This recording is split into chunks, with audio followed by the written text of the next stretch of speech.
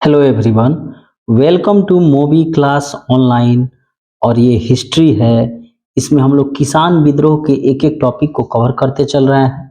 किसान विद्रोह से संबंधित 6 वीडियो को अपलोड किया जा चुका है और ये 7वां इसका वीडियो है। और इसमें हम लोग 1836 से लेकर 1946 तक भारत में जो भी किसान विद्रोह हुए उसी पर चर्चा कर रहे हैं। तो आज का ये 6ठा नंबर किसान विद्रोह है जिसका नाम है दिरांग विद्रोह। इसका अन्य नाम कामरूप विद्रोह भी है और ये 1893-94 में कामरूप और दिरांग में के क्षेत्रों में असम में हुआ था। ठीक है। और इसका कारण क्या था? तो इसका कारण था एग्रीकल्चर सिस्टम। ठीक है। बात तब की है जब 1893-94 में असम के क्षेत्रों में, जो कि कामरूप और दिरांग जैसे क्षेत्र थे, वहां राजस्व बंदोबस्त के लिए एक नया तरीका अपनाया गया।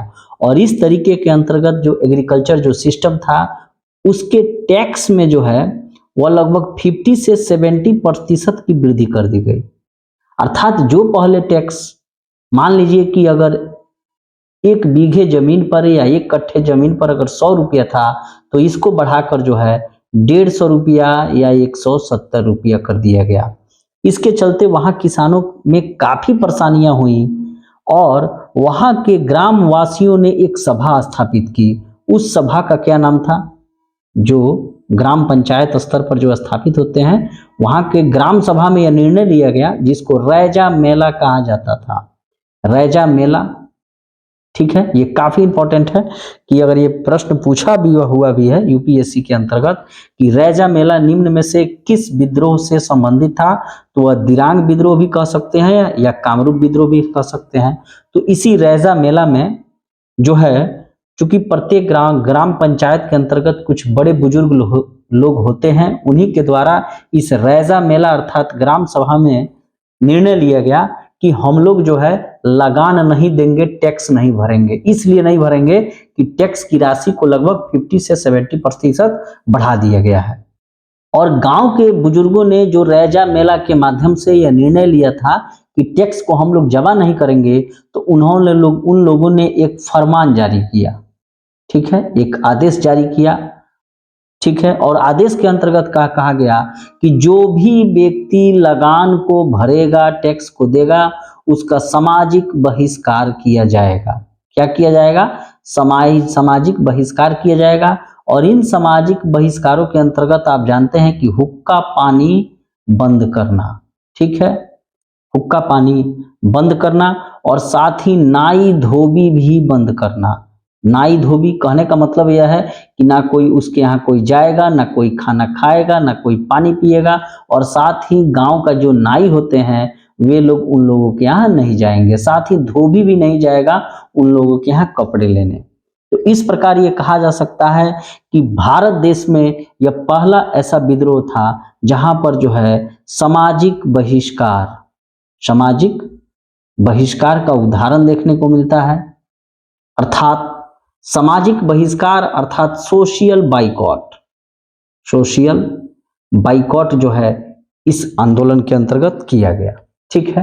तो चीजों को एक बार और हम लोग चर्चा कर लेते हैं। आप इसे दिरांग विद्रोह भी कह सकते हैं या कामरूप विद्रोह भी कह सकते हैं। और ये किन क्षेत्रों में हुआ था? तो असम के क्षेत्रों में हुआ था। कब हुआ था? 1893-94 में। और ये एक प्रकार का एग्रीकल्चर सिस्टम से संबंधित था। ठीक है। और यहाँ पर जो है टैक्स की राशि को लगभग 50 से 70% तक बढ़ा दी गई थी।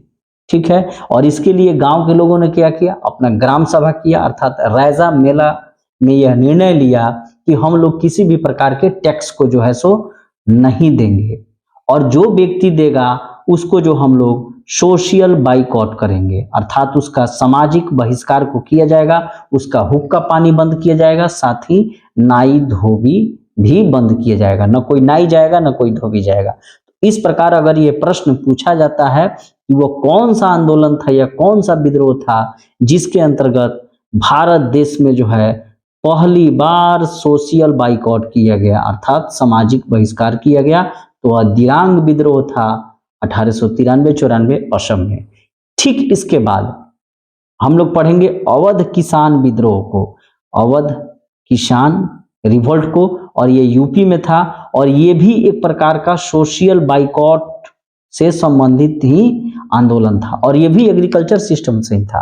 तो लेकिन अगर ये प्रश्न पूछेगा कि भारत में पहली बार सामाजिक बहिष्कार किस आंदोलन में देखने को मिलता है, तो दिरांग आंदोलन, ठीक है। और यहाँ हम लोग अवध किसान बारे में नेक्स्ट वीडियो में पढ़ेंगे, जहां पर पहली बार जो है बाबा रामचंद्र के द्वारा गांव में घूमकर रामायण की कहानी को सुनाई जाती है और बताया जाता है कि राम राज कैसे था और यहाँ अंग्रेजों का राज कैसे है, ठीक है। और यहीं से अवध किसान सभा के बाद 1918 के बाद, चूंकि 1917 में गांधी जी द्वारा चंपारण मूवमेंट को कर दिया गया था, चंपारण सत्याग्रह को, और उसके बाद जो है धीरे धीरे अवध किसान सभा 1918, उसके बाद जो है किसान संगठन स्थापित होने लगते हैं, जैसे कि उत्तर प्रदेश किसान सभा 1918 गौरीशंकर मिश्र, इंदु नारायण द्विवेदी के द्वारा, उसके बाद अवध किसान सभा 1920 में बाबा रामचंद्र के द्वारा, जो मूल रूप से जो थे महाराष्ट्र के थे लेकिन अवध आकर बस गए थे और गांव में घूमकर रामायण की कहानी को सुनाते थे कि राम राज कैसा था और अंग्रेजों का राज कैसा है।